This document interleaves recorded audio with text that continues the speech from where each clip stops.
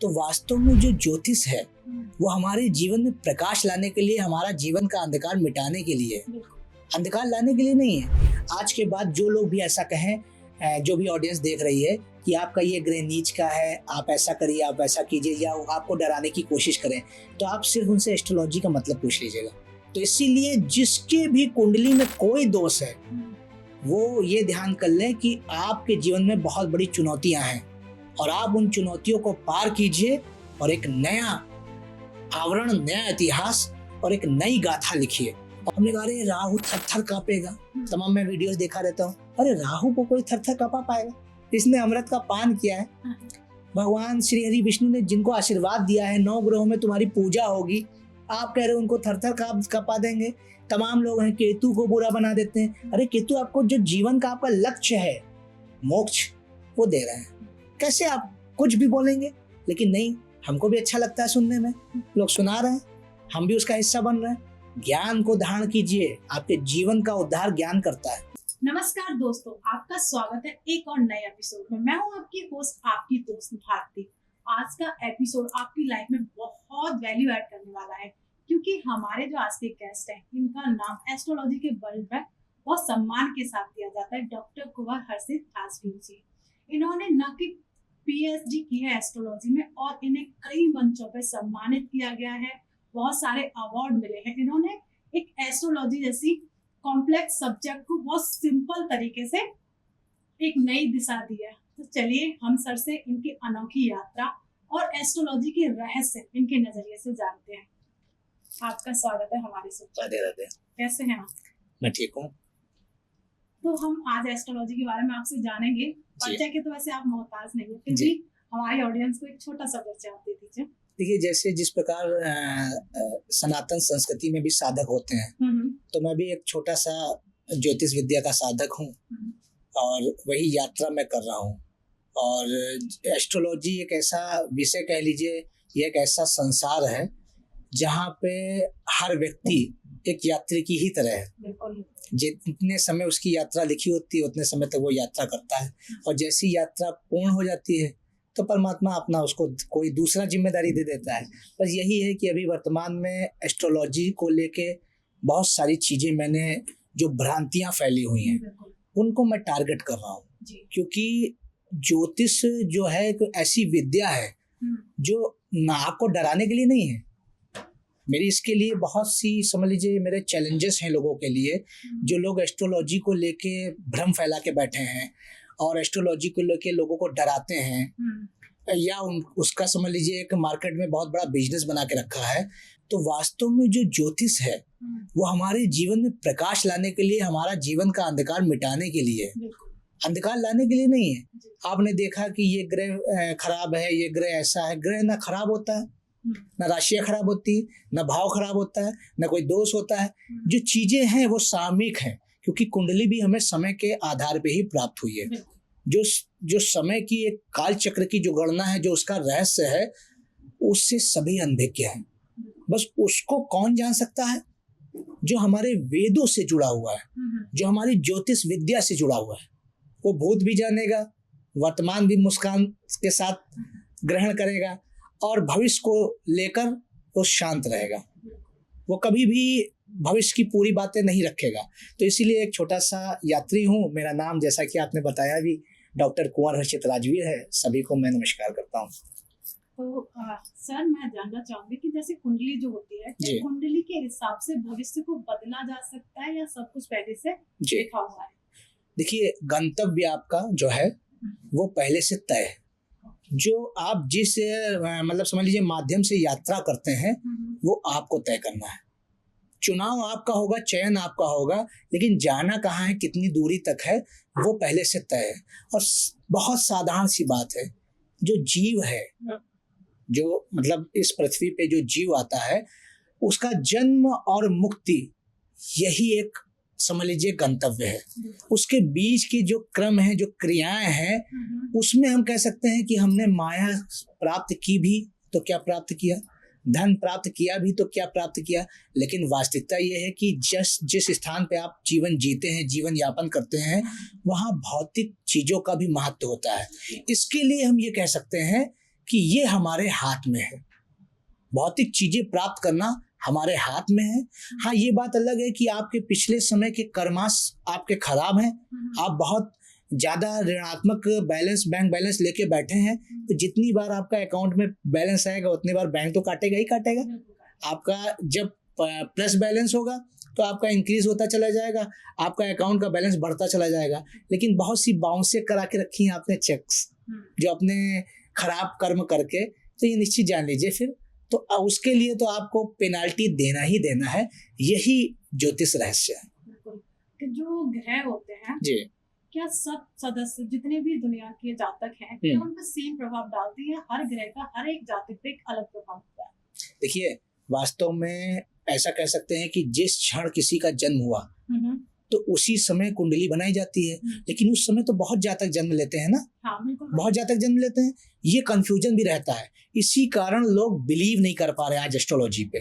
लेकिन वो ये भूल जाते हैं कि ये मान के चलिए कि जो व्यक्ति आया है वो अपने साथ अपने कर्मों की पोटली लेके आया है, अपने प्रारब्ध की पोटली लेके आया है, अपने संचित कर्मों को इकट्ठा करके लाया है, और क्रियामाण का अधिकारी वो यहाँ बनेगा। तो ये जो हमारी एस्ट्रोलॉजी है ये 3 प्रकार के स्तंभों पे खड़ी हुई है।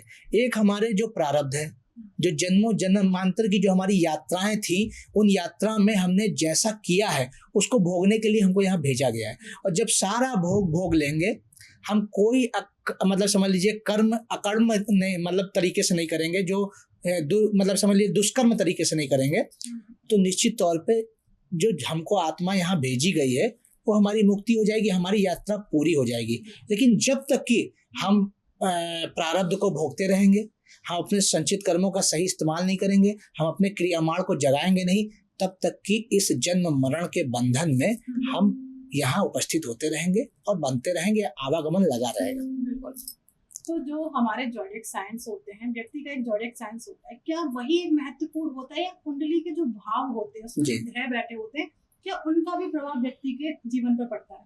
देखिए, D1 चार्ट से लेके D16 चार्ट और उसके आगे के भी जो चार्ट हैं, जितनी विद्याएं हैं, जितनी राशि हैं, जितनी लग्न है, जितने भाव हैं, जितने ग्रह हैं, सबका अपना महत्व है। जैसे आपका शरीर है, नेत्रों का अपना महत्व है, आपके नैनों मतलब केशों का अपना महत्व है, आपके अधर का अपना महत्व है, आपकी जो है जो मतलब समझिए गर्दन है उसका अलग महत्व है, आपके हाथों का अलग महत्व है, सबका अपना महत्व है, और मस्तिष्क का अपना महत्व है।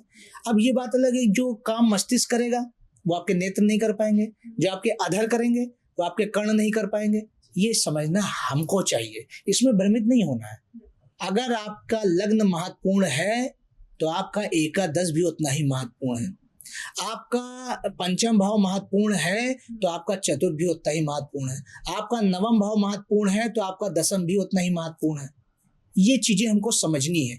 हाँ, ये बात अलग है किसके लिए क्या महत्वपूर्ण है ये देखना है। जैसे हम मानिए इस जीवन में आए हैं तो हो सकता है हमको धर्म यात्रा के लिए भेजा गया हो, हमको सनातन के प्रचार के लिए भेजा गया हो, तो हमने इस विषय का चुनाव कर लिया। कोई व्यक्ति पॉलिटिशियन है तो उसके अंदर की एक अलग भावना होगी, कोई बिजनेस करने वाला है तो उसको व्यापार और धन लाभ से ही लेना देना होगा। ये इस प्रकार की अपने कर्म के भोग के आधार पे अपनी अपनी यात्राएं होती है। जैसे कहते हैं ना कि एस्ट्रोलॉजी खुद से चुनती है कि एस्ट्रोलॉजी, बिल्कुल, ये बात बिल्कुल सही कही आपने।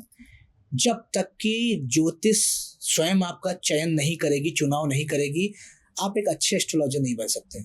हाँ, राशि जान सकते हैं, लग्न जान सकते हैं, भाव जान सकते हैं, ग्रह की अवस्था जान सकते हैं, उच्च नीच की अवस्था जान सकते हैं, लेकिन उस ग्रह की जो समझ लीजिए परिणाम है, उस ग्रह की प्रकृति है, उसको सरल ढंग से आप तभी जानेंगे जब ज्योतिष आपका चयन और चुनाव करेगी। बगैर ज्योतिष और चयन के उसके मतलब ज्योतिष के चयन और चुनाव के मतलब समझ लीजिए बगैर आप कभी भी एक बेहतर एस्ट्रोलॉजर नहीं बन सकते, क्योंकि एक बेहतर एस्ट्रोलॉजर के लिए 9 ग्रहों का अच्छा होना महत्वपूर्ण है। जब 9 ग्रह आपके अच्छे होंगे तभी एक बेहतर एस्ट्रोलॉजर आप बनेंगे, और वो तो आपको परमात्मा भी देके नहीं भेजता है, वो तो आपके जन्म के समय भी किसी के भी 9 ग्रह उच्च के नहीं होते हैं। आपने देखा होगा सूर्य बुध एक राशि आगे पीछे रहते हैं या तो साथ रहते हैं। अब जब सूर्य उच्च का होगा तो बुध या तो नीच का होगा या उसके साथ होगा अस्त होगा। या तो अस्त होगा। ठीक है, जब बुध उच्च का होगा सूर्य या तो स्वग्रही होगा या तो सूर्य नीच का होगा।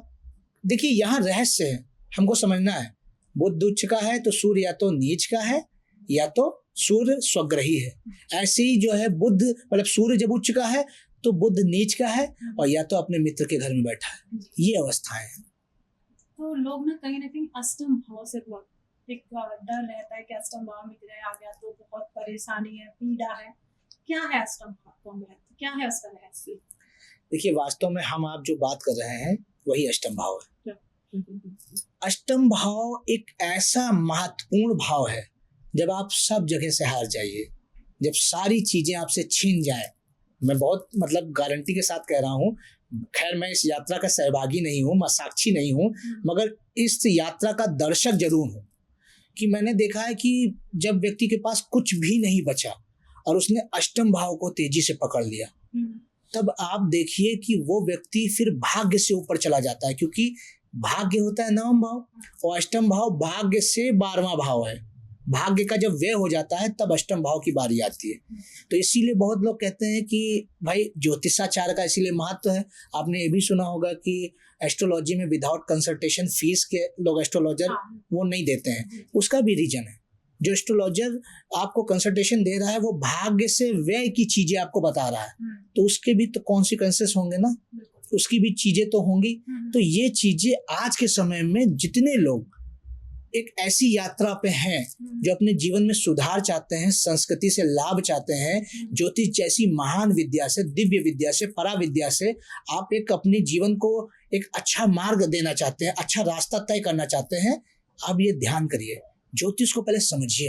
1 दिन 2 दिन 10 दिन समझेंगे आपका कुछ नहीं जाने वाला। आप 100 वीडियो देखिए, 200 वीडियो देखिए, एक अच्छे एस्ट्रोलॉजर से कांटेक्ट कीजिए, उससे पहले समझिए बातों को। आप हाई स्कूल करते हैं, इंटर करते हैं, उन डिग्रीज का आज के समय में क्या महत्व वैल्यूज होती है आप जानते हैं। हाँ वो एक सीढ़ी है, उसका भी महत्व है, मैं ये नहीं कह रहा हूँ एजुकेशन का महत्व नहीं है, लेकिन ये भी एक एजुकेशन है। 9th की डिग्री लेते हैं आप, मतलब 9th की शिक्षा लेते हैं आप, 1 साल सीखते हैं आप। एक ग्रेजुएट होने में ये मान के चलिए 17-18 साल लग जाते हैं, क्योंकि 3 साल का ग्रेजुएशन होता है, उसके पहले 12 साल की और भी तो यात्रा होता है। नर्सरी पढ़ता है व्यक्ति, केजी पढ़ता है। एक मामूली हिंदुस्तान में छोड़िए, समस्त समझ लीजिए दुनिया में सभी लोग लमसम ग्रेजुएट आजकल होते ही होते हैं। एक ग्रेजुएट होने के लिए आप 16 वर्ष दे रहे हैं, और जो जीवन का आपका समझ लीजिए रास्ता दिखा रही है, जीवन ज्योति जगा रही है, उस ज्योतिष में 10 मिनट में सब जानना चाह रहे हैं। कैसे पॉसिबल है? उस यात्रा के सहभागी बनिए, उस यात्रा से जुड़िए, फिर आप देखिए। मेरे भी तमाम ऐसे क्लाइंट हैं जो इंडिया से बाहर के हैं, उनके अंदर इतना ज्ञान था, विवेक था, हो सकता है परमात्मा ने वो विवेक उनको दिया हो, वो ज्ञान दिया हो। वो एस्ट्रोलॉजी से उन्होंने डायरेक्ट क्वेश्चन नहीं पूछा, पहले अचंभित हुए कि कैसे दसियों हजार मतलब समझ लीजिए किलोमीटर दूर बैठ के आप यहाँ पे बैठ के मेरे घर परिवार, मेरे स्वभाव, मेरे व्यक्तित्व के बारे में, मेरी चिंताओं के बारे में आप जान रहे हैं, उसको सॉल्व कैसे कर रहे हैं। पहले तो ये अचंभित हुए, लेकिन उसके बाद उन्होंने धीरे धीरे ज्योतिष को समझा और आज वो अपने जीवन का नव निर्माण कर रहे हैं, दूसरी संस्कृति से होने के बाद भी। तो इसके लिए बड़ी मतलब शर्म की बात है कि हमारी संस्कृति, भारतीय संस्कृति के लोग इन विद्याओं से लाभ नहीं उठा पा रहे हैं। कुछ तो हमारे सुपर साइंटिस्ट ने कुछ सोचा होगा, जो ज्योतिष जैसी पराविद्या हमको दिया उपहार में, जो त्रिकालदर्शी होने का समझ लीजिए आपके अंदर एक पावर जगाती है। एक ज्योतिषाचार, मैं पूरे यकीन से कहना चाहता हूँ, अगर सिद्धहस्त ज्योतिषाचार है, अच्छे से अध्ययन उसने किया है, तो आपके भूत, आपके भविष्य, आपके वर्तमान सभी की गणनाएं होती है उसके पास। ये बहुत मतलब यकीन से मैं कह रहा हूँ, क्योंकि भूत क्या है? जो सताता है वही भूत है आपको, और भविष्य क्या है? जो भरमाता है वही भविष्य है, और वर्तमान क्या है? जिसमें आप जी रहे हैं। तो वो सारी चीजें आप चाहे उसको काल दृष्टि से देखें, पूर्ववर्ती समय, आने वाला समय, वर्तमान समय, या उसको आप एक हम लोगों की लैंग्वेज के हिसाब से देखें, सभी जगह आपको ये मिलेगा कि एक ज्योतिषाचार इन चीजों में सक्षम होता है। बस हमको उस पे इस एक विश्वास की भावना जगानी है। तभी वो हमारी समस्याओं का समाधान कर पाएंगे। इस बात से मैं एग्री करती हूँ कि Thank you. हर एक, अगर आप अपने भविष्य के बारे में कुछ जानना चाह रहे हैं तो मुझे लगता है आपको थोड़ा समय देना चाहिए, उस विद्या को पहले समझना चाहिए। वो बहुत जरूरी है। जब तक आप उस चीज को समझेंगे नहीं, आप, मैं कहती हूँ, कोई उपाय आपके लिए काम नहीं करेगा। नहीं, ऐसा भी होता है कि कोई व्यक्ति अपना ज्ञान आपको दे सकता है, लेकिन आपका समय विपरीत चल रहा है। आपको दिया हुआ, जैसे किसी व्यक्ति ने आपको बढ़ाने की कोशिश की, अब आपको जो है खराब ग्रह घेर के रखे हैं। वो क्या कर रहे हैं, आपको पीछे ले जा रहे हैं। वो नहीं चाहते हैं कि आप किसी मतलब ऊंचाई तक पहुंचे, वो नहीं चाहते हैं। उनका जो इतिहास है, उनके जो ग्रह नक्षत्र हैं, वो विध्वंसकारी है। तमाम लोगों को देखा होगा कि लोग पैर पकड़ के घसीट लेते हैं उनका, और एक ये मान के चलिए व्यक्ति उनको एक, या गुरु कह लीजिए, उनको प्रयास करता है कि एक जीवन का निर्माण करे, एक नई दिशा दे, क्योंकि वो उनकी आत्मा देख रहा है। लेकिन वहां पे ये भ्रम की स्थिति छोड़नी पड़ेगी। आपको कर्म तो करना ही करना पड़ेगा।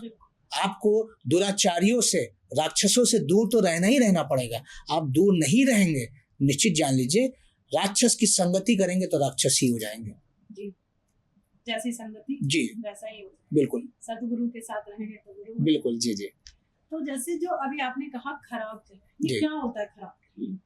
नहीं, खराब ग्रह से मतलब इन द सेंस मतलब ये है कि मतलब ग्रह की अवस्था खराब नहीं होती, ग्रह कोई खराब नहीं होता है, लेकिन उस व्यक्ति का वो दौर खराब चल रहा है जी।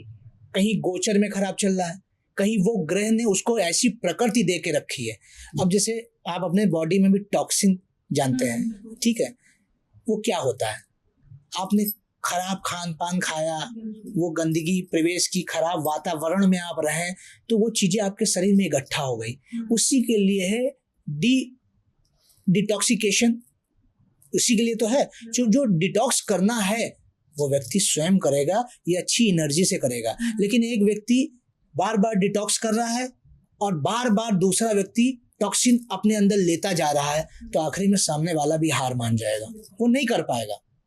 लाख है कोई, मैंने बहुत मतलब धर्माचार्यों को देखा है, बहुत अच्छे अच्छे गुरुओं से मेरा बहुत समझ लीजिए अच्छा संबंध रहा है, या कह सकते हैं उनका बड़ा स्नेह आशीर्वाद हमेशा से मिलता रहा है।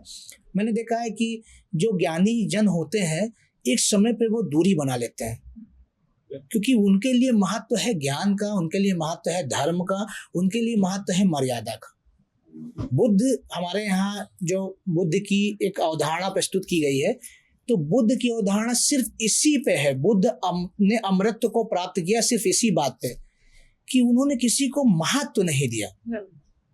खराब कहा तो उसका कोई महत्व नहीं दिया, और अच्छा कहा तो उसको भी अपने दिल से लगा के अहंकार नहीं बनाया।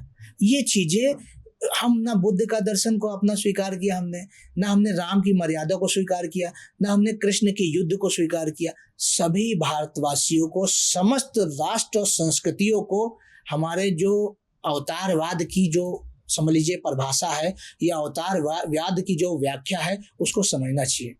क्यों अवतार हुआ था मत्स्य का, क्यों अवतार हुआ था हिरण्यकश्यप को मारने के लिए, ये मान के चलिए हमारे नरसिंह अवतार क्यों हुआ था, राम का अवतार क्यों हुआ था, क्यों हुआ था क्या बोलते हैं परशुराम का अवतार। उसके पीछे हमको संदेश देने का प्रयास किया गया था। लोग कैसे जो है जानेंगे, एक शिक्षक हमको ब्लैक बोर्ड पे पढ़ाता है, वो हमको अध्ययन कराता है, तभी तो वो चीज हम सीखते हैं।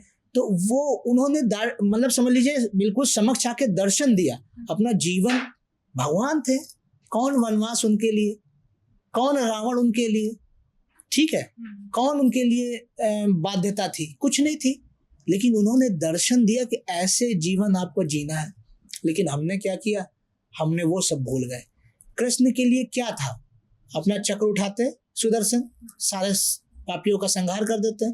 लेकिन जो मर्यादा में नहीं थे, क्योंकि ये मान के चलिए त्रेता के बाद ही द्वापर आया है, त्रेता में भगवान राम मर्यादा का पाठ पढ़ाया, नहीं लोग समझ पाए, द्वापर आया, द्वारकाधीश ने क्या किया, सबका जो है संहार कर दिया, सभी का विनाश कर दिया। तो ये चीजें हमको समझनी होगी। जब हम इन चीजों को समझेंगे, एक एक क्षण पे सनातन ने, वेदों ने, वैदिक जो है हमारे ग्रंथों ने, हमारे उपनिषदों ने हमारे पुराणों ने हमको एक एक क्षण पे मदद की है, लेकिन कहते नहीं है कि मैं मूर्ख फल कामी। हम लोग वो चीज नहीं समझते, हमको फल की कामना है, और फल की कामना के लिए जैसे एक पतंगा होता है, बार बार अग्नि के समीप जाता है, स्वयं जल के मर जाता है, फिर जाता है, उसी प्रकार हम ये कार्य कर रहे हैं। हम ज्ञान को महत्व नहीं दे रहे हैं। सबसे ज्यादा महत्व तो जीवन में है ज्ञान का। भगवान ने सर नीचे क्यों नहीं बनाया, सर पे क्यों बनाया, सबसे ऊपर इसीलिए रखा है कि सबसे जो महत्व की चीज है वो आपका मस्तिष्क है, ब्रह्मांड है आपका। वो ब्रह्मांड में अनंत कोटि विचार आते हैं और वो आपको नई दिशा देते हैं, नया जीवन देते हैं, और वही व्यक्ति ऐसा होता है कि समाज के लिए, युग के लिए एक उदाहरण बन जाते हैं। तमाम आपने देखा होगा युग पुरुष कहलाते हैं। ये चीजें उन्होंने अपनी आत्म ऊर्जा को जगाया, उन्होंने अपने क्रियामाणों को जगाया। किसके माध्यम से? हमारे शास्त्रों के माध्यम से, हमारे वेदों के माध्यम से। ये है खूबसूरती हमारे सनातन। बिल्कुल, बहुत सुंदर। मतलब देखा जाए तो सनातन धर्म बहुत खूबसूरत है, ग्रंथ बहुत खूबसूरत है। अगर देखा जाए जैसे सर ने बताया प्रभु राम, प्रभु कृष्ण, तो कहीं ना कहीं इन्होंने भी ग्रह का जो जाल है बिल्कुल प्रॉपर उन्होंने झेला है। वो हर चीज को, जो ग्रह उनके लिए मार्ग में आ रहे थे, उनको कैसे उस चीज से निकलना है, वही चीज हम लोगों की लाइफ में जी। तो मान लीजिए अगर छठे भाव में शनि बैठे हुए हैं तो किस तरीके का प्रभाव डालेगा? देखिए, हर भाव में शनि हो, राहु हो, केतु हो, सूर्य हो, मंगल हो, बुध हो, बृहस्पति हो, कोई भी हो, सबका अपना महत्व है। और किसी भी व्यक्ति की कुंडली में, जैसे आपने कहा छठे भाव में शनि बैठे हुए, शनि का बैठना या किसी अन्य ग्रह का बैठना उसके प्रारब्ध को दर्शाता है। कौन कौन सा ग्रह उसको देखेगा, वो कितने डिग्री का है, वो सब चीजें दर्शाती हैं। अगर मैं साधारण शब्दों में अगर आपको उत्तर दूं तो छठे भाव का जो शनि होता है, क्योंकि छठे भाव में क्रूर ग्रह बहुत ही ज्यादा लाभकारी होते हैं, लेकिन वहां पे शनि, एक चीज ये भी है कि शनि जहां बैठते हैं उसका मतलब उसको बढ़ाते हैं, और जिसको देखते हैं उसका नाश करते हैं। तो ये चीज को भी हम फॉलो करेंगे। दूसरी तरफ ये भी देखेंगे कि छठा भाव त्रिक भाव है, त्रिक भाव में क्रूर ग्रह बहुत अच्छा रिजल्ट देते हैं। ऐसा व्यक्ति शत्रुहंता होता है, शत्रु उसके सामने टिक नहीं पाते हैं। लेकिन उसी जगह वो अपनी सातवीं दृष्टि से द्वादश भाव को देख रहे हैं, तो ऐसा व्यक्ति कहीं ना कहीं आपको कंजूस भी मिलेगा। ये भी चीजें हैं, क्योंकि द्वादश भाव व्यय का भाव है। साथ ही साथ उसके बाहरी लोगों से रिश्ते बहुत अच्छे नहीं होंगे। बहुत सारे मतलब रिजल्ट हैं। एक चीज नहीं है कि मैं एक ही चीज लेके चलूं, उसी को देखना है, नहीं, उसके साथ साथ उसके सुख में भी कमी करते हैं। ये भी देखा गया है, क्योंकि आठवीं समझ लीजिए दृष्टि से वो, मतलब आठवीं दृष्टि तो नहीं होती, आठवां घर उसका लग्न को हुआ, नवा उसके द्वितीय भाव हुआ, जो दशम दृष्टि है उसके तृतीय भाव पे पड़ेगी। जिस जातक के छठे भाव में शनि होंगे, उसकी जो मतलब कहते हैं कि भाग्य से सातवें भाव पे उसकी दृष्टि पड़ेगी, तो सुख में भी कमी लाते हैं। ऐसा व्यक्ति आप कहीं ना कहीं देखेंगे, मतलब कोई ना कोई चिंता, कोई ना चीजें उसको लगी रहती हैं, अपनी मेहनत से रहती है। और अगर जैसे किसी की कुंडली में नीच राशि में जब ग्रह होते हैं, या हम उन्हें पीड़ित ग्रह कहते हैं, जी, तो उनको किस तरीके से, कहीं ना कहीं लोगों को भ्रमित किया गया, भाई तुम्हारे तो नीच राशि में ग्रह बैठा हुआ है, तुम्हारे साथ ये हो सकता है, ये हो सकता है, तो कहीं ना कहीं उस भ्रम को हम किस तरीके से, आज के बाद जो लोग भी ऐसा कहें, जो भी ऑडियंस देख रही है कि आपका ये ग्रह नीच का है, आप ऐसा करिए, आप ऐसा कीजिए, या आपको डराने की कोशिश करें, तो आप सिर्फ उनसे एस्ट्रोलॉजी का मतलब पूछ लीजिएगा। एस्ट्रोलॉजी में ये बताया गया है कि आपका प्रारब्ध है, आपका संचित कर्म है, लेकिन उसके बाद आपका क्रियामाण है। अगर ग्रह नीच राशि पे बैठा है तो फिर क्रियामाण क्या करेंगे? क्रियामाणों को ही तो ये शक्ति है कि आप उसको उसे उच्च का बना सकते हैं, उच्च के मतलब समझ लीजिए क्षमता कार्य उससे ले सकते हैं। और नीच राशि का मतलब सिर्फ इतना है, जिस समय आपका जन्म हुआ उस समय उन आत्माओं को धरती पे भेजा गया जो थोड़ा सा कठोर कर्म करेंगे, क्योंकि उनको आलस आएगा। नीच राशि के शनि का मतलब है वो आलस प्रवृत्ति के होंगे, आलसी प्रवृत्ति के। और शनि ग्रह जो होते हैं वो कर्मयोगी बनाते हैं। शनि उच्च का देख लीजिए, व्यक्ति कर्मयोगी होगा। शनि से जो बनने वाले पंच महापुरुष योग हैं, जैसे शश नामक पंच महापुरुष योग, जो भी व्यक्ति शश नामक पंच महापुरुष योग में जन्म लेता है वो कर्मयोगी होगा।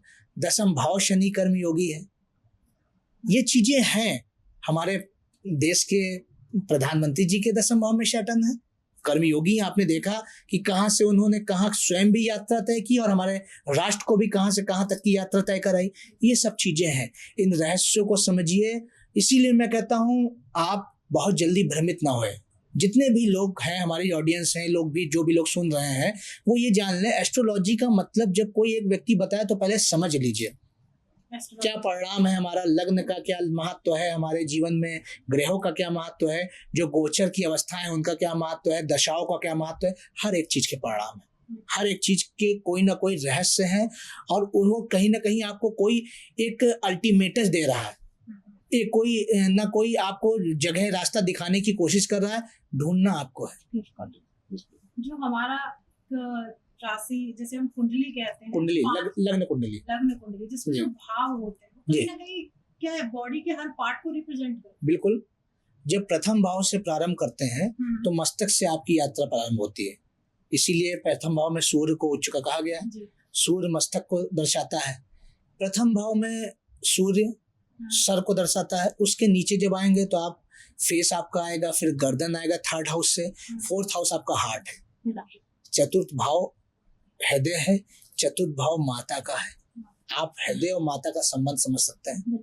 पंचम भाव आपका कहीं ना कहीं हृदय से नीचे का भाव है और छठा भाव आपका पेट का भाव है। अब यहाँ पे मतलब हमारे शो को देख रहे लोग, सारे लोग सर्च करें, 6th हाउस अगर पीड़ित है, किसी का प्रॉब्लम है तो उसको पेट से संबंधित परेशानी होगी, ठीक है, उसको मोटापा होगा, अनंत अंबानी।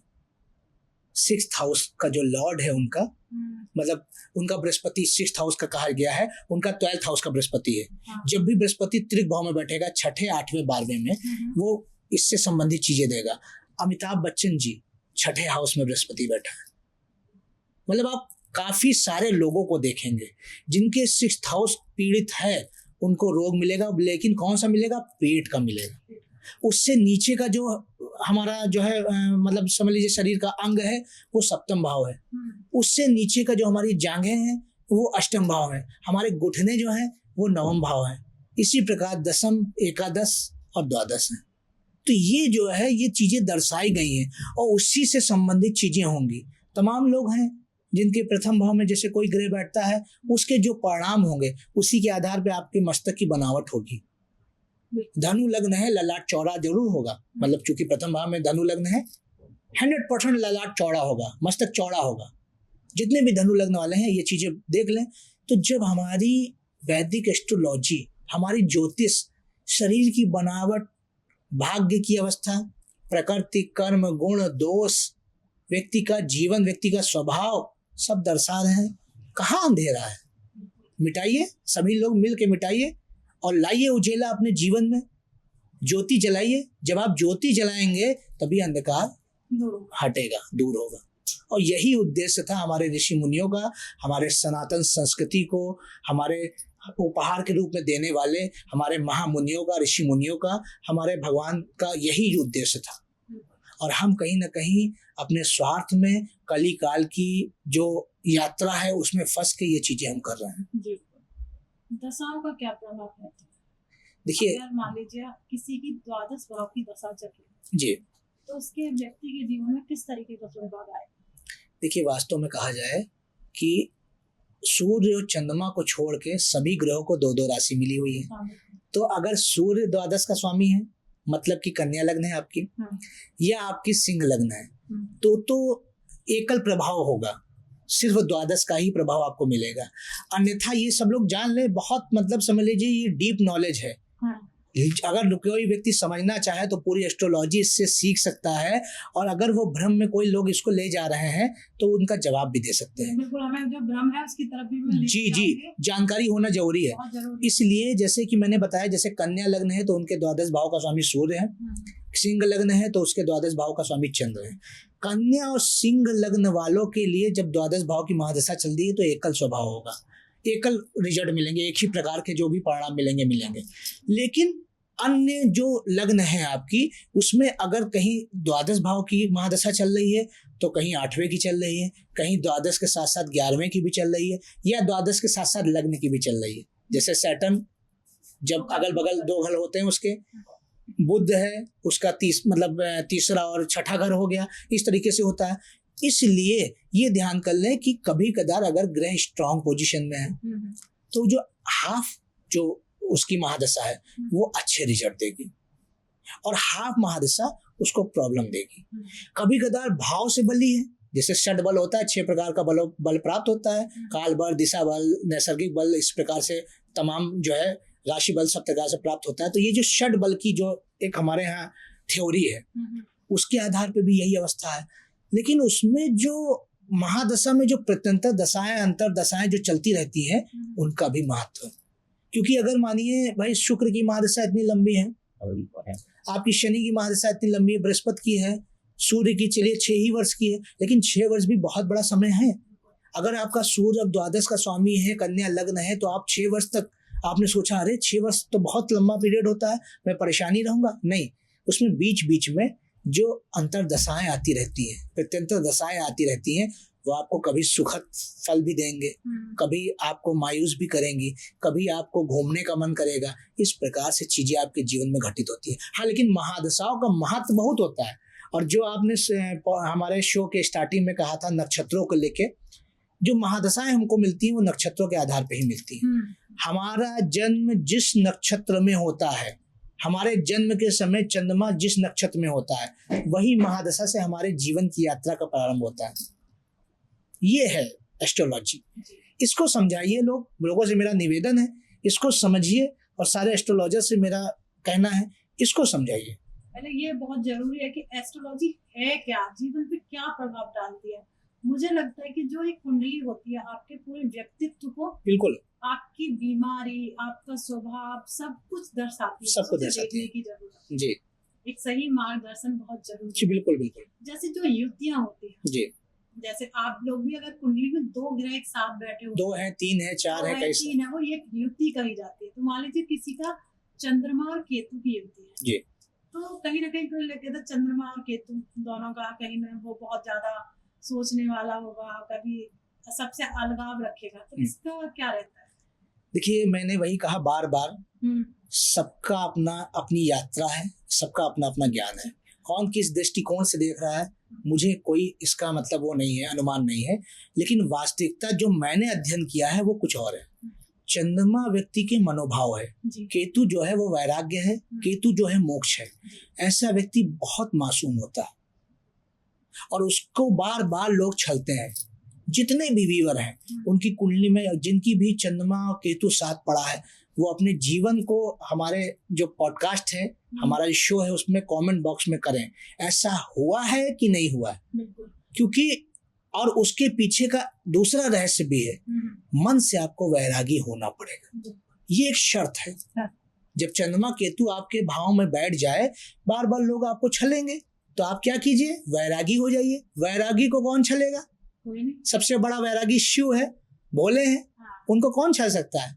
जहां तांडव मचाया धरती कांपने लगती है। शिव से वैरागी, बड़ा वैरागी तो कोई है नहीं। शिव का तांडव समस्त सृष्टि जानती है, तीनों लोग जानते हैं। कौन सा ऐसा देव है, कौन दानव है जो नहीं जानता?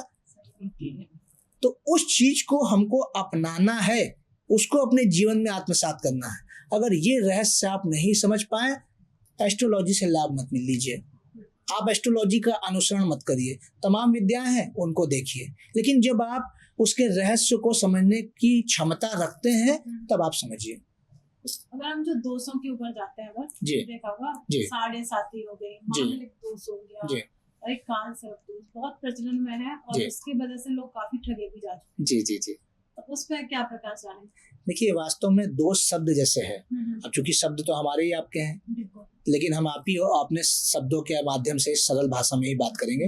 दोष का मतलब है कमी, और जब व्यक्ति के भीतर कमी हो तो वो हार के ना बैठे, वो बड़ी से बड़ी चुनौती ले, इसीलिए दोष दिए गए हैं। दोष का मतलब है व्यक्ति को जीवन में बड़ी से बड़ी चुनौतियों, बड़े से बड़े संघर्षों के पथ पे जाना है, और जब व्यक्ति का संघर्ष बड़ा होगा तो व्यक्ति की जो अचीवमेंट्स है वो भी बहुत बड़ी होंगी। तो इसीलिए जिसके भी कुंडली में कोई दोष है वो ये ध्यान कर लें कि आपके जीवन में बहुत बड़ी चुनौतियां हैं और आप उन चुनौतियों को पार कीजिए और एक नया आवरण, नया इतिहास और एक नई गाथा लिखिए और समाज के लिए आप एक उदाहरण बनिए।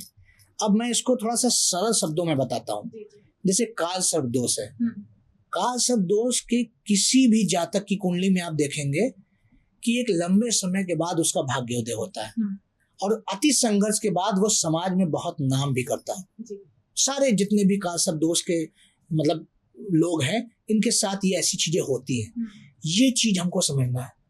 काल सर्प दोष है, हाँ ये है कि दोष है जिसको मैंने शुरुआत में कमी कहा, उनमें गुणों को इन्वॉल्व कीजिए।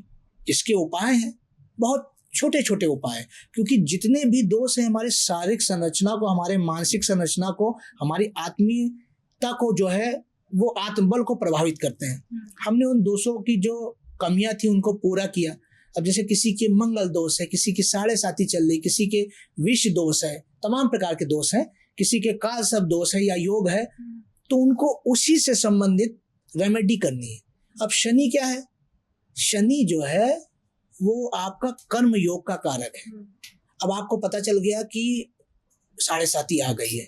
अब किसी ने कहा अरे भाई 7.5 आ गई है, 2.5 वर्ष इधर, 2.5 वर्ष इधर, 2.5 वर्ष चंद्रमा के साथ आपका ये हो जाएगा, वो हो जाएगा। अरे मैं गारंटी आपको दे रहा हूँ, आपका शनि नीच का हो, शनि किसी भी भाव में बैठा हो, मेरे द्वारा बताई हुई रेमेडी 7.5 में करिए। शनि का मतलब ही है अनुशासन, शनि का मतलब ही है न्याय, शनि का मतलब ही है कर्मयोग। आप ये करिए। अब ये मत कहिएगा अरे ये तो बड़ी कठिन रेमेडी है। जीवन पे चलना भी तो आसान नहीं है ना, जीवन को बनाना भी तो आसान नहीं है ना। आपके माता पिता लाखों रुपए की डिग्री आपको देते हैं, पढ़ाते हैं, आप भी दिन दिन करके पैदल चल के धूप सह के आप उस यात्रा तक पहुंचते हैं। अरे कर्मयोग अपने भीतर ले आइए, न्याय अपने भीतर ले आइए, अनुशासन अपने भीतर ले आइए।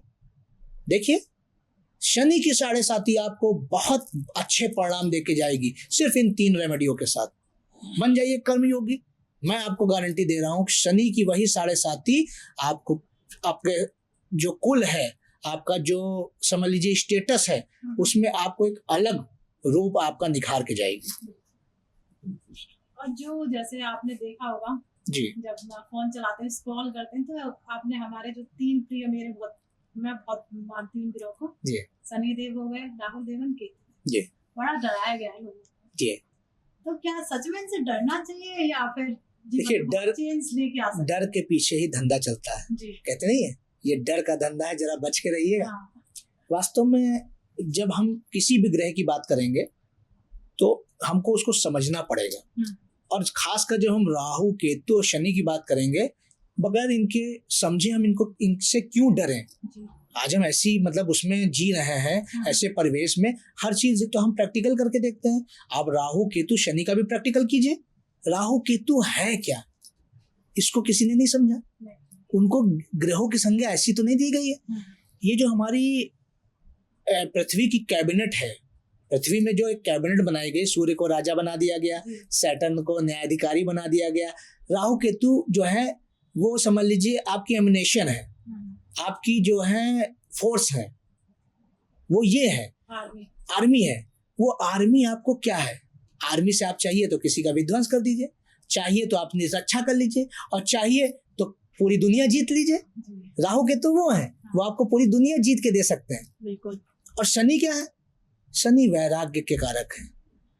माया में भी रहिए और माया से मोक्ष की यात्रा भी कीजिए, लेकिन माया से मोक्ष की यात्रा आप न्याय के रथ पर चल के ही कर पाएंगे। आप यहाँ तीनों का रहस्य समझ गई। राहु माया है, केतु मोक्ष है, दोनों की जो बीच की दूरी है वो कौन तय कर सकता है, शनि। वो कौन, शनि कौन है, शनि न्यायाधिकारी है। तो जब भी व्यक्ति अपने जीवन में न्यायिक होता है, कर्मयोगी होता है, संघर्ष और कह सकते हैं कि समझ लीजिए अनुशासन को महत्व देता है अपने जीवन में, सारी माया उसके चारों तरफ घूमती है और वही व्यक्ति मोक्ष पे भी जाता है। तो ये है रहस्य। हमने इसको नहीं समझा, हमने कहा अरे राहु थर थर कांपेगा। तमाम मैं वीडियोस देखा रहता हूँ, अरे राहु को कोई थर थर कांपा पाएगा, इसने अमृत का पान किया है। भगवान श्री हरि विष्णु ने जिनको आशीर्वाद दिया है 9 ग्रहों में तुम्हारी पूजा होगी, आप कह रहे हो उनको थर-थर कपा देंगे। तमाम लोग हैं केतु को बुरा बना देते हैं। अरे केतु आपको जो जीवन का आपका लक्ष्य है मोक्ष वो दे रहे हैं, कैसे आप कुछ भी बोलेंगे? लेकिन नहीं, हमको भी अच्छा लगता है सुनने में, लोग सुना रहे हैं, हम भी उसका हिस्सा बन रहे हैं। ज्ञान को धारण कीजिए, आपके जीवन का उद्धार ज्ञान करता है, भटकाव नहीं करता है, वो लेके नहीं जाएगा। आपको कहीं से कहीं की दूरी तय करनी है, आपने किसी गलत आदमी से रास्ता पूछ लिया, पता चला आप और दूर हो गए अपने लक्ष्य से, ये मत करिए। ऐसा होता है जी। अगर मैं देखूं अपने तरीके से या जिन लोगों से मैं मिली हूँ, अगर ये सारी चीजें उन्हें बताई जाएंगे, इस सब को तो ठीक है पढ़ लेंगे, और ये बताओ क्या करें, क्या दबाएं, क्या उठाएं, क्या बहाएं, क्या खिलाएं, क्या उतारें, ये रेमेडी मतलब बता दिया कि आपको कर्म करना है, न्याय करना है, उन चीजों पे रहना है। न्याय का मतलब ये नहीं है कि आप बहुत से लोग जो मासूम भी हैं, बहुत लोग ऐसा नहीं है कि जो नहीं समझते हैं। न्याय का मतलब आपको हृदय में न्याय को धारण करना है। न्याय मतलब सड़क पे मत निकल चलिए कि हाँ भाई आप तुम लोग लड़ रहे हो मैं न्याय करूंगा, नहीं, आपको अपने हृदय में धारण करना है कौन आपका हितैषी है, कौन हितैषी नहीं, कौन आपको जीवन में महत्व दे रहा है, कौन नहीं दे रहा है। उस चयन और चुनाव का भी एक जो भाषा है वो न्याय की ही भाषा है। सही चयन, कर्मों का चयन करिए, ये भी तो न्याय है। सत्कर्मों का चयन करिए, ये भी न्याय है। अब कुछ लोग कहेंगे नहीं कुकर्मों का चयन करना है। कुकर्म और सत्कर्म में जिसका चयन करना है, शनि वो बता रहे हैं किसका करना है, सत्कर्म का करना है। ये न्याय हुआ, इसको डिकोड कीजिए भाषा को। हमारे जो बॉडी में ब्लड है वो सब कुछ बता रहा है। जब आप कोई प्रॉब्लम आती है तो समझ लीजिए डायग्नोस करने के लिए शरीर से ब्लड लिया जाता है, उसमें आपका LFT कराया जाता है, TFT कराया जाता है। LFT में रिपोर्ट्स आती हैं कि SGOT बढ़ा है कि SGPT बढ़ा है कि लीवर का एंजाइम कौन क्या अवस्था में है, वो बताते हैं, फिर आप उसको सही करते हैं। लेकिन यहाँ क्या है, उल्टा है। यहाँ पे चीजें ऐसी हैं कि भाई व्यक्ति को जानना है, लेकिन बहुत से लोग होते हैं सही नहीं कराना चाहते हैं कि नहीं भाई मैंने बहुत उपाय करा लिए, मुझे मतलब नहीं है। ये भी चीजें हैं। कहीं ना कहीं अगर मैं इस बात पे जाती हूँ तो वो कहीं ना कहीं भटक चुके होते हैं जी। कि कभी किसी ने कुछ कर दिया, कभी किसी ने कहा कि ये कर ले उपाय, तो कहीं ना कहीं उस चीज से कि यार ये भी किया। जब उन्हें एक सही बताते कि भाई तुम्हारा ये ग्रह पीड़ित है जी। अगर कोई इंसान को पीड़ा है, ग्रह भी तो एक तरीके से उनके अंदर भी फीलिंग्स जी जी, तो पीड़ित है तो पीड़ित को सही करने का तरीका नहीं बताया जाता जी। और इस तरह से भटकते हैं तो उनकी भी गलती नहीं है इसमें। देखिए पीड़ित की अवस्था ये है कि उनके हाथ बंधे हुए हैं जी। उनके हाथ आपको देने के लिए बंधे हुए हैं, ऐसा नहीं कि आपको वो संसार को चलाने के लिए हाथ बंधे हैं, आपके लिए बंधे हैं। जैसे बैंक अकाउंट तो आपका खुला है, बैंक में बैंक अकाउंट तो खुला है, लेकिन अब कैशियर के पास आप बार बार जा रही मुझे 2 करोड़ रुपए दे दीजिए, 2 करोड़ रुपए दे दीजिए। अब उनके हाथ बंधे हैं, आपके पास है ही नहीं तो कहाँ से निकाल के दे देंगे, आप है तो बैंक में। ये चीज हमको पता होनी चाहिए। हमको अपने सत्कर्मों के द्वारा बैंक बैलेंस बनाना है, हमको वो चीजें करनी है, अच्छे कर्म करने हैं, हमारे पास बैंक बैलेंस होगा, हम चीजें खर्च करेंगे अपनी सुविधा अनुसार। ये चीजें हैं जीवन में। और रही बात जैसे बहुत लोग गलत दिशा निर्देश दे रहे हैं या मतलब जो है किसी ग्रह की अवस्था को लेके समस्या में है, बहुत लोगों ने छला है। देखिए उसके लिए मैं एक बहुत अच्छी रेमेडी कह लीजिए, यह एक ज्ञान की छोटी सी बात आपको बताऊंगा। किसी भी व्यक्ति को जब बहुत भ्रम की अवस्था आ जाए, उसको समय की कुंडली मतलब काल पुरुष की कुंडली से सारी चीजें सीख लेनी चाहिए। इसीलिए बहुत लोगों ने जो लाल किताब को बड़ा महत्व दे रखा है। लाल किताब क्या है, काल पुरुष की कुंडली पे ही बेस है पूरी लाल किताब। तो काल पुरुष की कुंडली में जो पंचम भाव का स्वामी है वो सूर्य है। 5th हाउस में सिंह राशि है, उसका स्वामी सूर्य होता है। सूर्य किसका कारक है, आत्मा।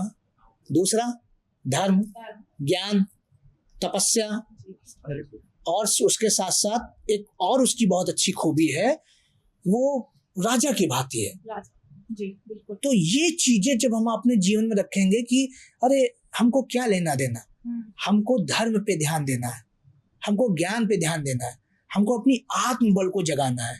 अरे नहीं किसी की रेमेडी से फायदा हुआ, हटाइए उसकी रेमेडी, आत्मबल को जगाइए। आत्मा आप में भी तो है जी। वही आत्मा सामने वाले एस्ट्रोलॉजर में भी, आप में भी वही आत्मा है। एस्ट्रोलॉजर ने अपनी आत्मा को जगा लिया, आप भी जगा लीजिए। आप भी उस एस्ट्रोलॉजर को ज्ञान दीजिए कि हाँ आपका ये ग्रह जो है ये आपका ऐसा चल रहा है, तभी आपने मुझे मिसगाइड किया। और जिस एस्ट्रोलॉजर ने आपको सही दिशा निर्देश दिया उसका धन्यवाद दीजिए कि हाँ भाई आपने मुझे सूर्य को अच्छा करने के लिए कहा था। तो इसीलिए बहुत से लोग इन सारी समस्याओं में जाएंगे ही नहीं अगर वो काल पुरुष की कुंडली के आधार पे अपने कर्म करें।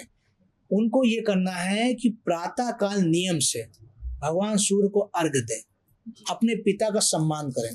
आप देखिए जो भी व्यक्ति अपनी पिता और माता का सम्मान करता है उसके जीवन में कोई दुख नहीं आता है, कोई भी संकट कोई संघर्ष कुछ नहीं आता है, और उसकी जब लेखा जोखा होता है आखिरी में उसको बहुत अच्छा बैंक बैलेंस मिलता है, जीवन उसका सुखद जाता है।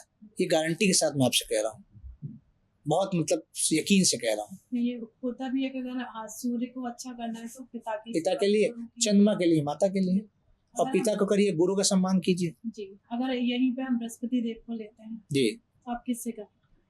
बृहस्पति देव के लिए भाई गुरु है, ज्ञान है, अहंकार से दूर हो जाइए। बृहस्पति आपको अहंकार जरूर देंगे, ज्ञान है तो अहंकार है ही, दोनों ही समझ लीजिए एक ही समझ लीजिए नाव के यात्री भी कह सकते हैं। लेकिन जब आपने अपने अहंकार को, ठीक है, आपने अहंकार को समाप्त कर दिया। अब देखिए रावण महाज्ञानी महातपस्वी, ठीक है, शक्तिशाली, लेकिन अहंकार था सर्वनाश। ये है चीज, जब आप अहंकार को समाप्त कर देंगे तो आप अमर हो जाएंगे। उसी के सापेक्ष देख लीजिए या उसी के सामने देख लीजिए, सापेक्ष तो नहीं कहेंगे, भगवान और मनुष्य राक्षस में कोई सापेक्षता तो होती नहीं, उसी के सामने देख लीजिए मर्यादा पुरुषोत्तम राम, गुरु उनका उच्च का, जानते हैं आप, गुरु उच्च का, लेकिन मर्यादा आज घर घर में पूजे जाते हैं। सनातन संस्कृति का हर व्यक्ति के जुबान पे उनका सबसे पहले नाम होता है बजरंगबली जिनके दास हैं। तीनों लोक में जिनकी पूजा होती है, समस्त संस्कृतियों के लोग अपने आराध्य उनको मानते हैं। ये चीजें, तो ज्ञान को जब भी आप मर्यादा में बांध लेंगे निश्चित तौर पे आप अमरत्व को प्राप्त करेंगे। आपका नाम, आपकी यश, आपकी कीर्ति आगे आगे चलेगी। ये तो एकदम सही बात है जी, कि हर चीज को मर्यादा में रखना ही चाहिए। अगर जैसे आज हमारे व्यूअर्स आपको देख रहे हैं, कहीं ना कहीं उनका जो तुरंत वाली रेमेडी, क्विकली वाली जो रेमेडी ढूंढते हैं, तो कहीं ना कहीं आज से वो खोजना शुरू करेंगे कि क्या प्रॉब्लम है कुंडली में, क्यों है। जब तक क्यों नहीं है तब तक उसका कोई, बिल्कुल सही बात है। तो अगर हमारे व्यूअर्स को आपसे कनेक्ट करना है या आपसे इस ज्ञान के बारे में सीखना है, तो क्यों ना आप कुछ क्लासेस लेके आइए।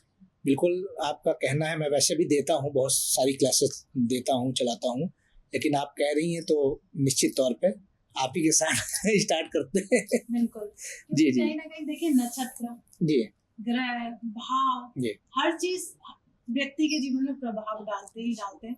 तो क्यों ना इसको एक सरल लैंग्वेज में व्यूअर्स को बताया जाए कि वो घर बैठे भी अपने ग्रह को देख के ठीक कर सकता है। जी जी, बिल्कुल ना, तो इसके लिए आप थोड़ा प्रयास करिए जिससे लोग और चीज अभी नहीं, निश्चित तौर पे देखिए जो ज्ञान है वो समझ लीजिए एक मतलब समुद्र के जल की तरह है। वो अगर मतलब समझ लीजिए नदियों के जल की तरह है, प्रपात की तरह, वो जब चलता रहेगा तब तो वो ग्रहण करने योग्य होगा। तालाब में जैसे जल जो है जमाव हो जाता है तो वो निश्चित तौर पे वहां से समझ लीजिए दुर्गंध आती है, तो सड़ जाता है। तो इसीलिए हर व्यक्ति, भाई मुझे इस नियामक चुना गया कि मैं 2-4 लोगों का कह सकता हूँ, क्योंकि बड़े बोल तो नहीं बोलना चाहिए, वहीं अहंकार आ जाएगा। मैं जिनको भी अपना मतलब समझ लीजिए अपना एक्सपीरियंस है, अपनी विद्या के माध्यम से जो लाभ दे सकता हूँ वो निश्चित तौर पे दूंगा, और अन्य लोग भी यही प्रयास करें कि वो अपने ज्ञान के जो प्रवाह है उसको आगे बढ़ाते चले और उसको लोगों को देते चलें, जिससे ही मान के चलिए कि आज ऐसी सुविधा है। ऐसा नहीं है कि वेदों से ही विज्ञान निकला और विज्ञान ने ये हमको दिन दिखाया कि आप और हम बैठ के बात कर रहे हैं, इसके बाद आपको हमको ना जाने कितने हजारों लाखों लोग सुनेंगे। तो ये जो हमारे वेदों के अंश विज्ञान ने जो ये चीजें खोज के निकाली हैं, ये चीजें की हैं, इसका लाभ हमको लेना चाहिए। और सभी लोगों को हर एक चीज इतनी अवश्य सीखनी चाहिए कि आपके साथ कोई क्षण ना हो, कोई आपके साथ कोई ऐसा मतलब समझिए घटना ना घटे कि आप भी समस्या में हो तो आपको कोई समझ लीजिए रास्ता ही नहीं मिल पा रहा है। बिल्कुल। ये और जो एस्ट्रोलॉजर्स के लिए, ये मेरा एक पर्सनल क्वेश्चन है ये कि जो एस्ट्रोलॉजर्स के लिए कौन सा ग्रह रिप्रेजेंट करता है, कौन सा ग्रह लेके आता है कि भाई एस्ट्रोलॉजी करनी है? देखिए, मैंने सबसे पहले आपसे कहा एस्ट्रोलॉजर के लिए 9 के 9 प्लैनेट स्ट्रांग होने जरूरी है, लेकिन जब भी 8th हाउस में की कनेक्टिविटी 5th हाउस से, 8th हाउस की कनेक्टिविटी 11th हाउस से, या लग्न की कनेक्टिविटी 8th हाउस से बनेगी, या 8th हाउस की कनेक्टिविटी 9th हाउस से, व्यक्ति कहीं ना कहीं गुण रहस्य का ज्ञानी जरूर होगा। कभी कदार ऐसा भी होता है कि 8th हाउस का स्वामी भी 8th हाउस में ही बैठ जाता है। मुझे लग रहा है आपके बैठा है तो उसको हर्षल योग कहते हैं। अच्छा। ठीक है, वो भी एक जिज्ञासी, मतलब समझ लीजिए आदमी को जिज्ञासु बना देता है। ऐसा व्यक्ति मतलब सब कुछ खत्म हो जाएगा, उसके प्रश्न नहीं खत्म होंगे। ये चीजें हैं, तो ये चीजें कहीं ना कहीं व्यक्ति के हाव भाव से, उसकी प्रकृति से ये चीजें पता चलती हैं। और यही हमारी समझ लीजिए ज्योतिष विद्या की, ज्योतिष परा विद्या की, महाविद्या की खूबसूरती है। देखिए सर ने मेरी कोई कुंडली नहीं पूछी, कोई डेट ऑफ बर्थ नहीं पूछा, कोई टाइम नहीं पूछा, आपके हाव भाव, आपके चलने का, रहने का तरीका ही बता देगा कि ग्रह कहाँ बैठा हुआ है, किस अवस्था में। ये होता है ज्ञान। बस छोटी मोटी चीजें दो किताबें पढ़ने से ही ज्ञान नहीं होता, वो भटकाव होता है। उससे बचें। अगर जो भी आपका एक सवाल बनता है, जो भी आप जानना चाहते हैं, सीखना चाहते हैं, तो वो या तो देखिए बहुत कुछ YouTube पर है, किताबें पढ़िए, सर से कनेक्ट करिए। सर जैसे बहुत सारे गुरु हैं, बहुत सारे ज्योतिषाचार्य हैं, उनसे कनेक्ट करिए और सीखिए। और जरूरी नहीं कि आप एस्ट्रोलॉजी करिए, पर अपने ग्रह के बारे में जानना मेरे हिसाब से हर व्यूअर्स को बहुत जरूरी है जी। तो सर आपने कैसे पहचाना कि मेरे अष्टम भाव का जो स्वामी अपनी ही राशि में बैठे हैं? देखिए, ये बहुत मतलब अद्भुत बात नहीं है, बहुत साधारण सी बात है। जो मैथमेटिक्स जानता है तो वो कोई भी व्यक्ति नोट हाथ में लिए होगा तो बता देगा काउंट करके कितने हैं। जो केमिस्ट्री जानता है, रसायन विज्ञान जानता है, तो वो बता देगा कि हाँ भाई H2O मतलब सिंपल सी बात है कि वाटर। वैसी आपका जो फेस है, आपकी जिज्ञासा है, वो बता रही है। और एस्ट्रोलॉजी और धर्म के प्रति जो आपकी एक रुझान है, लगाव है, आपका जिज्ञासाएं आपकी सब बता रही है कि आपका अष्टम भाव कहीं ना कहीं बहुत ज्यादा एक्टिवेट है। और निश्चित तौर पे ये भी है कि कई सारे ग्रह भी आपके अष्टम भाव में होने की संभावना है। ये चीजें होती हैं, तो ये बहुत सारे एस्ट्रोलॉजर को हो, मतलब हमारी आपकी बातें तमाम व्यूअर भी सुनेंगे, सामान्य दर्शक भी सुनेंगे, एस्ट्रोलॉजर भी सुनेंगे, वो भी मुस्काएंगे क्योंकि उनके अष्टम भाव भी कहीं ना कहीं ये स्थितियां बनी हैं। तो ये चीजें दर्शाती हैं हमारे जो शरीर की संरचना है, वो ग्रह बता देते हैं। गज केसरी योग आपकी कुंडली में पड़ा हो, आप देखिए आपके कर्णों की स्थिति अलग होगी, मस्तक की स्थिति अलग होगी, विचारों की स्थिति अलग होगी। अब एक तो गुण मतलब समझ लीजिए योग आपकी कुंडली में पड़ा है, और उस योग के माध्यम से आपके जीवन की संरचना है, इसका मतलब उन सबकी कनेक्टिविटी आपस में बनी हुई है ना। यहाँ से हमको उन चीजों को चैंतन सत्य की तरह समझ लेना चाहिए और उसको ये मान के चलिए अपने जीवन में उतार लेना चाहिए। तो सर जैसे हमारी एस्ट्रोलॉजी को लेकर आपसे काफी बातें हुई, अगर इस टाइम आपसे लोग कनेक्ट करना चाहे तो कहाँ कर? देखिए, आप हमारे नंबर दे दीजिएगा, ठीक है, वहाँ पे वो अपने जो भी प्रश्न है वो पूछ सकते हैं। बाकी आपके द्वारा जो शो हो रहा है, हमारा आपका बैठ के बातचीत हो रही है, उसमें जो शो आप YouTube पे डालेंगे या जिस पे भी चाहे, उसमें कमेंट के माध्यम से अपनी जिज्ञासा, अपनी जो भी चीजें हैं वो आप पूछिए और प्रॉपर रिप्लाई आपको मिलेगा। साथ साथ आप नंबर मेरा इंक्लूड कर दीजिएगा, वो मुझसे साधारण तरीके से बात कर सकते हैं। तो जैसे सर ने बताया कि अगर कोई भी प्रश्न होता है या ज्योतिष से रिलेटेड, या एक होता है कि हर ग्रह के बारे में कुछ जानना चाहते हैं, या आपकी लाइफ में जो भी घटित होना है या दोष हैं उससे रिलेटेड जानना चाहते हैं, या तो कमेंट बॉक्स में अपना क्वेश्चन है डाल सकते हैं और आपको डेफिनेटली रिप्लाई मिलेगा ही मिलेगा। मैं सर का भी नंबर आपके स्क्रीन पर शो होगा ही, तो वहां से भी सर से कनेक्ट कर लेना। ऐसा नहीं कि हर कोई लेके सर को परेशान करना शुरू कर दे, जिसको सच में एक्चुअल प्रॉब्लम हो वो सर से कनेक्ट करें, क्योंकि सर भी बहुत बिजी पर्सनैलिटी है। तो सर मुझे आप इस शो पे आए, ये तो हमारे शो का सौभाग्य है, और आप पर्सनली मुझे तो बहुत अच्छा लगा आपसे बात करके। आप लास्ट मैसेज हमारे व्यूअर्स को क्या दें? देखिए, मैं तो सिर्फ मतलब मुख्यतया क्योंकि सनातन संस्कृति से जुड़ा हुआ हूँ, तो मैं यही कहूँगा कि जो वेदों का जो मार्ग है वो हमें समस्त समस्याओं से निकालता है, हमारे जीवन में मतलब एक ऐसी ऊर्जा जगाता है। अगर आपके पास आत्मबल नहीं है, मनोबल नहीं है, शारीरिक बल का कोई महत्व नहीं है। शारीरिक बल तो एक समय के साथ चला जाता है, लेकिन जो आत्मबल है, मनोबल है, वो व्यक्ति को जीवंत रखता है। और वो जो आपको आएगा वो ज्ञान से आएगा, वो सनातन संस्कृति से आएगा, वो हमारे वेदों पुराणों के, हमारे उपनिषदों के अध्ययन से आएगा, ज्योति जैसी पराविद्या से आएगा। इसीलिए आप अपने जीवन में सुधार कीजिए। आप कोई चीज उतार के मत फेंकिए, आप कोई चीज धारण मत करिए, आप अपने जीवन को बदलिए, जीवन में ज्योति जलाइए, अपने अंधकार का नाश कीजिए। इसके लिए मैं यही कहना चाहता हूँ कि सभी लोगों को, अगर जो लोग एस्ट्रोलॉजी की यात्रा करना चाहते हैं, सीखना चाहते हैं, वो लोग बहुत सामान्य तरीका है। आपके पास कोई भी जानने वाले एस्ट्रोलॉजर हैं, आप उनसे कंसल्टेशन की बजाय उनसे सीख लीजिए जी। 2 बार 4 बार उनसे थोड़ा सा आप अपने ग्रहों, अपनी कुंडली को लेकर सिर्फ सवाल मत पूछिए, ग्रहों के रिजल्ट्स पूछिए, क्या उनके मतलब समझ लीजिए दायित्व होते हैं, ग्रह किस प्रकार से वर्क करते हैं, ये आप पूछ लीजिए। और चूंकि बहुत अच्छा शो रहा आपके साथ, बहुत अच्छे क्वेश्चन मुझे मिले और जो है बातचीत करने में भी बहुत अच्छा लगा, तो इसीलिए मैं सभी लोगों से ये भी एक निवेदन करना चाहता हूँ कि जो है मैम के बहुत मतलब सब्सक्राइबर बढ़ाइए, व्यूअर बढ़ाइए, लोगों में शेयर कीजिए, सेव कीजिए आप वीडियो वगैरह को। और ये ज्ञान है, धर्म यही है, ज्ञान के प्रवाह को बढ़ाइए, लोगों तक पहुँचाइए। अक्सर ऐसा होता है कि किसी ने पैसा खर्चा कर दिया और उसने तो दूसरों से चीट करके पैसा लिया लाखों रुपए, और वो लाखों रुपए इस चीज़ों में यूज़ कर लिया और वो लोगों तक पहुंचा दिया, तो गलत बातें तो बहुत तेजी से वायरल हो जाती हैं। आप लोगों का दायित्व है अच्छी बातें भी वायरल कीजिए, अच्छी बातें भी लोगों तक पहुंचाइए, तो ये भी आप एक धर्म का कार्य कर रहे हैं। तो यही सबसे बड़ी चीज़ें हैं। और हमको अपने जीवन में जब भी एस्ट्रोलॉजी से कोई लाभ लेना चाहते हैं, हर व्यक्ति, आप मुझसे कंसल्टेशन तभी लीजिएगा, मुझे कॉल तभी कीजिएगा। सबसे पहले आप अपने माता पिता का सम्मान कीजिए। अगर आपने इस बीच अपनी जीवन यात्रा में कोई गलती की हो, माता पिता से माफ़ी मांगिए।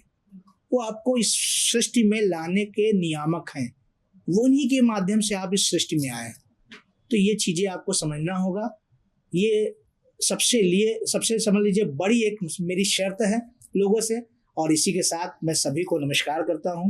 राधे राधे। जैसे हमारी सबसे शुरुआत हुई थी ना कि हम आज ज्योतिष के रहस्यों को जानेंगे, तो मुझे लगता है कि आज आप बहुत सारे रहस्यों को जान चुके होंगे। तो सर ने वैसे तो सब कुछ कह दिया, तो सब्सक्राइब तो जरूर कर लीजिएगा। और प्लीज सर की जो पॉडकास्ट है ना, उसका एक एक मिनट बहुत महत्वपूर्ण है, तो आके स्किप करके नहीं देखिएगा, पूरा 1 घंटे का टाइम निकालिए और इस पॉडकास्ट को देखिए। जो भी सवाल है कमेंट में करिएगा, और प्लीज अपने घर में स्वस्थ रहिए, अपने माता पिता की सेवा करिए, और जो आसपास बड़े बुजुर्ग हैं उनका भी सम्मान करिए, बच्चों से प्यार करिए। मिलते हैं एक नए एपिसोड में। राधे राधे। राधे राधे।